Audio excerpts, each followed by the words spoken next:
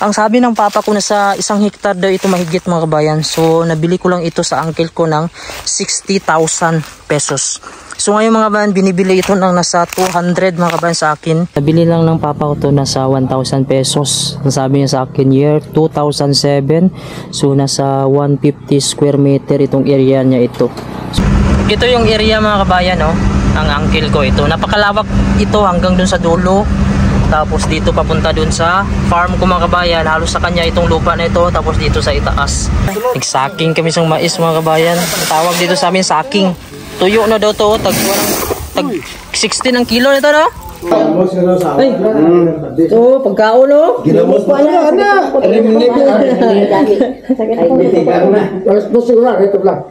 Ay, hello po mga kabayan. So ngayon ay pupunta kami ni Mrs. doon sa area na nabili ko ng 60,000 mga kabayan. Year 2018 ata mga kabayan, kung hindi ako magkakamali. So nabili ko sa uncle ko yung lupa na yun. So ipapakita ko sa inyo kung hindi na ba ako lugi. Ito yung area mga kabayan, no? Ang uncle ko ito. Napakalawak ito hanggang dun sa dulo. Tapos dito papunta dun sa farm ko mga kabayan. Halos sa kanya itong lupa na ito. Tapos dito sa itaas. So bibisitahin namin ni Mrs. yung farm ko doon. Papakita ko sa inyo ha, yung nabili kong lupa na worth of 60,000. Kung hindi na balugi yun. Grabe, napakalawak ng sagingan yung uncle ko dito mga kabayan. Pero ninong ko na siya kasi kinuha kong ninong. Ayan o. Napakalawak ng sagingan niya. Tsaka niyugan. Pagka may mga plastic na blue mga kabayan, tag 1,000 na yan, presyo na yan. 1,000 pesos daw yan. Ayan. So hanggang doon sa dulo. Ayun. So mahaba kasi ito. Napakahaba yung area niya dito. So ayun mga kabayan, nandito na kami sa area. Ipapakita ko sa inyo dito kung hindi ba lugi mga kabayan sa inyo, no?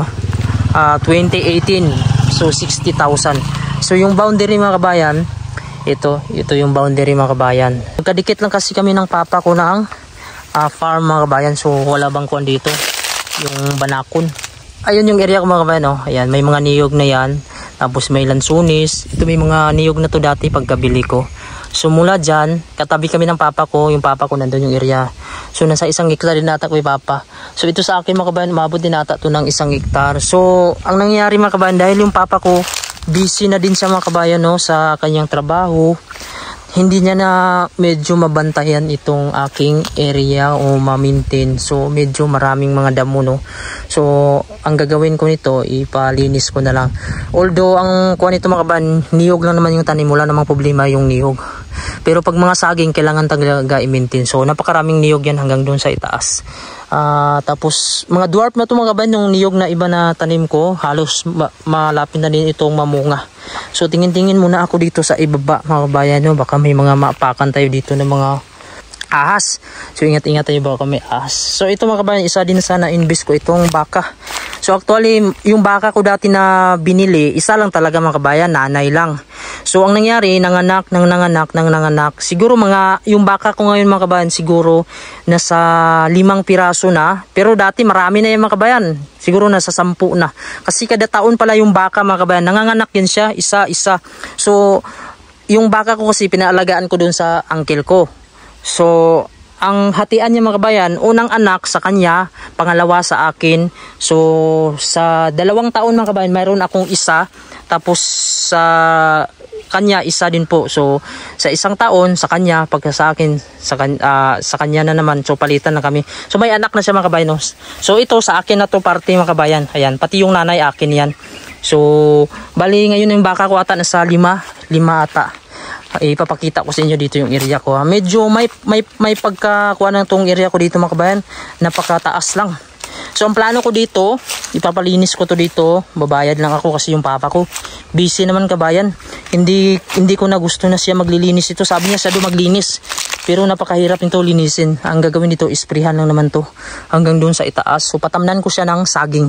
Ang saging ngayon dito sa amin napakamahal siya. Nasa 54 daw ang kilo. At saging ngayon dito yung number 1 product namin na nag-boom yung mga tao dito.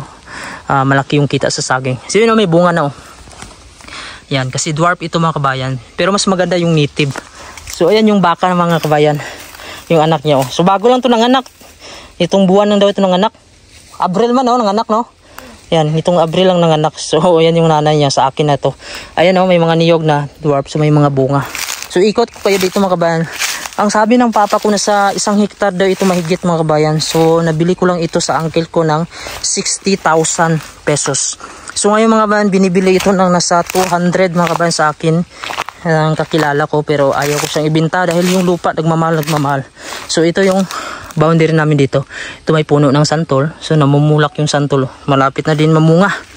So ikot ko kayo kung anong tanim. So may tanim dito na yan. Sunkiss. Yung pinatamnan ko to sa papa ko. Tapos yung pinakamarami nitong tanim dito ay niyog. Tapos durian. So tingin-tingin tayo dito sa ibaba. Baka may mga kuwan kasi dito. May mga kasi may mga bato-bato. So yan, may mga maliliit pa na ano. Pero ito halos malalaki na itong mga kuwan dito, mga tanim. Tapos tingnan natin dito yung durian mga kabayan. Ipakita ko sa inyo. Malago dito mga kabayan, kasi halos mga damo dito tumutubo. Tapos may puno dyan na marang. May kapi pa nga dito. Tapos ayan, may saging din dito na tundan. Ayan yung tundan mga kabayan, pwede na yung harbisin. Pero marami kasi dun sa bahay mga kabayan, halos hindi na maubos. Wow, ang galing nato ng tundan ma. Tundan. Kay Mayang. Tapos ipakita ko sa inyo dito yung mga tanim na durian mga kabayan na. So medyo bago pa lang to natanim tong durian dito, huli na dito sa akin. Ayan, ito yung durian na to. So yung durian pala hanggang 5 years sa mamunga. So hindi ko alam may 1 taon na ba ito. So antay pa tayo ng 4 na taon. Pero doon sa papa ko mga kabayan, malapit na yung ma-harvest yung kuha niya doon. Yung durian, malapit nang mamunga. Ayan, durian. So pinapalinis ko to dito mga kabayan. So sa ngayon tumubo na naman siya. Ganito yung na-invest ko mga kabayan yung OFW pa ako sa Saudi Arabia. So isa ito sa nabili ko. So napakamura lang, 60,000. Tapos may alugbati dito. Yan. So may tanim dito na alugbati di mami. Ato na ta? Oh sige. So ayun mga kabayan, ito yung plano ko talaga mga kabayan. Kasi nakita ko kasi dito sa amin na may pag-asa talaga dito yung farming. Sa ngayon kasi nasa high technology na tayo ngayon. Pag may mga gamit ka mga kabayan, may malawak ka na lupain, kayang-kaya mo nang mabuhay dito sa Pilipinas sa pagpa-farming lang. Dito sa mga kabayan, yung mga kakilala ko dito na classmate ko, hindi na sila nagtrabaho sa ibang lugar. Malawak kasi yung lupain nila. Simula pa dati may lupain na sila na malawak. Ako, kailan lang ako nagkaroon ng lupain mga kabayan, yung nag-abroad na ako. Pero yung papa ko, may lupain talaga yung papa ko. Pero hindi na ako umaasa sa papa ko na mga share niya mga kabayan. Pero sabi niya bibigyan niya man daw ako ng lupa. Pero hindi naman namin pinagtatalunan yan sa mga kapatid ko yung lupa. Kaya ngayon mga kabayan, kapag babalik na kami sa Greenland ng asawa ko, pamilya ko, pag nakapag-ipon na naman ako pera, yung plano talaga namin bibilin yung mga farm na may mga tanim na mga niyog, mga saging, yung mga basakan, palayan. So dito na kami naabutan ng tanghali mga kabayan sa kagagala namin ng misis ko sa dito kamalig or payag ng papa ko. So papakita ko sa inyo dito kung ano yung maluluto natin dito dahil nagugutom kami. So maghanap kami ng pagkain dito sa bahay ng papa ko. Yan, ito yung area ng papa ko dito mga kabayan. So mula dito, ito may yung gate niya talaga dito kuan lang yung barbed wire lang, tapos mga kabayan. So ganyan lang kasimple mga kabayan. So nandiyan yung sasakyan natin. Tapos dito mga kabayan, may duyan dito, may puno ng babana din to. So may rambutan siya dito, namumunga ng rambutan na yan. Tapos mayroon siyang fish pond dito mga kabayan. So naka-harvest na siya nung nakaraan daw. So ngayon patutubigan niya naman Yan, may tubig kasi abundant kami sa tubig. Mainom yung tubig na yan dito. Tapos yan may mga alaga siyang manok dito. Yan. So ito mga kabayan, may pato din siya dito. Tapos yan mga manok. Tapos ito mayroong napisa na dito na kuan. Manok. Yan may napisa dito. Ganito lang dati mga kabayan yung bahay namin talaga, napakasimple lang. Mas maganda pa nga ito mga kabayan dati kasi ito mayroon ng kahoy siya na tabla. Dati mahal yung mga pagulong dati ng kahoy kapag hindi mo tanim.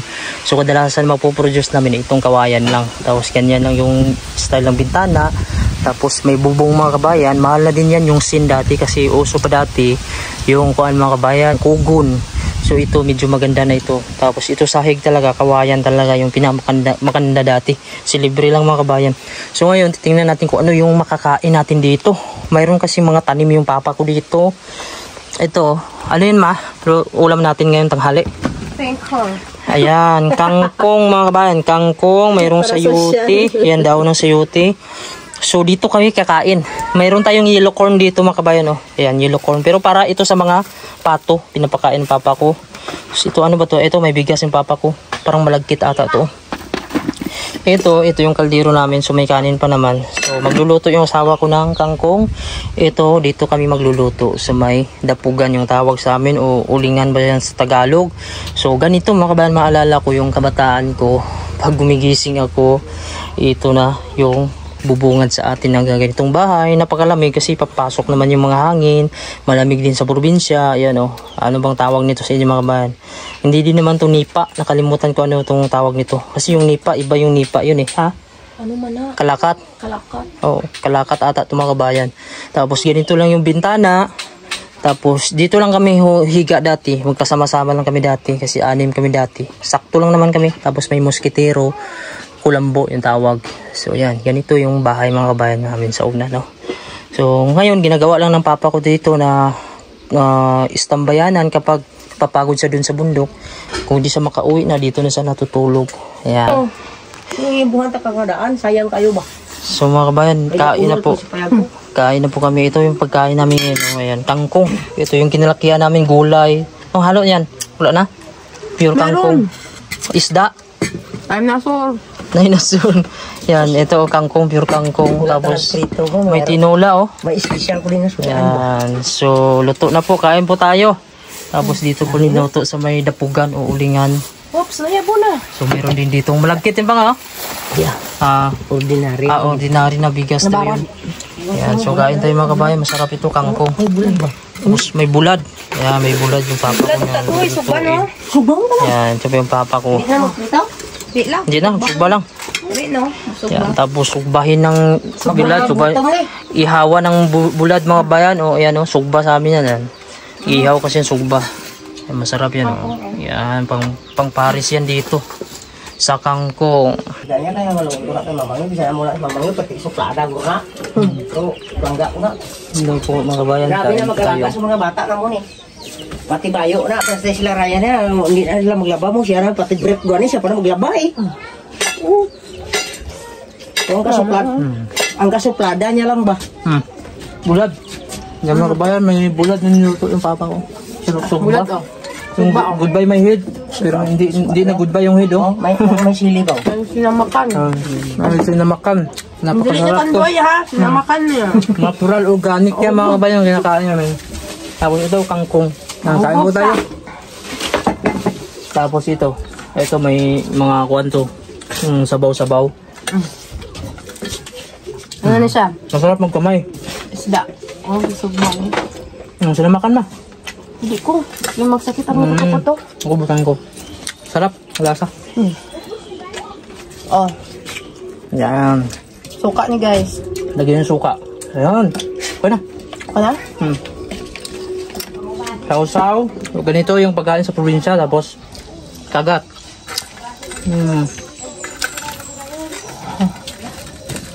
Napakalinam na mga kabayan. Napakagaan ng kumain. Uy, kainit. Kangkong. Tapos mayroong sabaw dito na tinulang manok na naman. Grabe. Palagi na lang tinulang manok na Bisaya mga kabayan. Hindi mawawala dito. Tapos may papaya oh. Yung karne niya. Taba. Sasabihin ko lang sa inyo, nabili lang ng papa ko to nasa 1,000 pesos. Nasabi niya sa akin year 2007. So nasa 150 square meter itong area niya ito. So 1,000 pesos niya nabili ito dahil sa uncle ko kasi ito na lupa dito. Bali bininta kasi ito ng mga uncle ko. Kasi pinabibinta kasi ito ng uncle ko itong mga lupa dito banda lang sa gilid ng kalsada. Kasi gusto niya magkaroon ng mga tao dito. Wala kasing katao-tao dito na area. So hanggang doon sa dulo ipapakita ko sa inyo. Pero yung papa ko yun lang pinakamura na bininta niya kasi nga magpinsan sila. Pero yung sa iba doon pagkakaalam ko may 5,000 pesos, may 10,000. So sa ngayon medyo mahal na mga kabayan, umabot na sa 12,000 20,000 pesos siguro or 50,000. So depende na sa area. So nagbibenta yung uncle ko ng mga lupa dito sa gilid lang ha. Kasi yung likod nito mga farm niya. So napakalawak kasi nito. Kasi siya yung city leader dito. Ang gusto niya magkaroon ng maraming tao dito. So tara ipapakita ko sa inyo mga kabayan ha. Ayan, pasyalan natin dito mga kabayan. Ito yung pinababahayan ng uncle ko na binibenta niya lang ng mura. Hanggang doon sa dulo. Ayan, so yung uncle ko, yan yung ninong ko ngayon. Ito sa kanila tong dryer. Tapos yung mga lupain hanggang doon sa dulo, sa kanya yan, napakalawak. May abukado. Pintahan niya din ako ng lupa dito na mura lang din. Mga kabayan, alam nyo ba ito na punong kahoy? Ito yung baliti. Dito may mga pamahiin na bawal daw itong putulin dahil pinamamahayan daw ito mga kabayan nang hindi kagaya sa atin. So alam yan ng mga taga-probinsya. Ayan po yung baliti, napakalaki yan. Ayan. Ay, ito pagkaon o. Ginamos pa niya, anak. Alas 12 lang, ito lang. Mga ito lang, Ron. Tibsol ni o. Ay. Kaso ang isa gikabuhi. Ang mga bilang namin sa inyo. Nawala na ito sa inyo. Gani, inawaan na. Ano? Ano yung saging mo? Dili. Nagsaking kami sa mais mga kabayan. Tawag dito sa amin saking. Tuyo na daw to. Tag 16 ang kilo nito no? Puti siya. Wala na minus na eh. Wala na, ito ganito mga kabayan yung trabaho namin dati oh. Taga-kuhan kami ng mga mais. Yung kabuhayan namin dati mais ito. Ayan. So malaki na din pira yan. Oh, siya din daw oh, mag-farmer na din oh. Sa saging arik. Yung bot na lang gid. Ayan. So ito may maisan dito oh. Ayan. Ang yelo ganun din, gaparya lang no, 16 din. Yelo. Ganyan yung trabaho namin dati oh. Ito yung kahoy na palakata daw o ginagawang papel. Yan. So napakarami yan dito. Dito yan banda sa amin. Ayan. Ayan. Pero lupa ng uncle ko yan dyan. Sa kanya yan. Ayun mga kabayan. So ayan, pauwi na kami ng bahay namin doon sa barangay namin. So, ito po yung daanan sa amin mga kabayan. Napakalinis no? At highway na din dito o highway. Yung tawag sa amin kasi mga kabayan, pag highway mahaba na daanan. Yan, so sementado na siya. So, ito yung misis ko yung nagda-drive ngayon. Dahil mabagal lang naman takbo namin, segunda lang to. At walang traffic.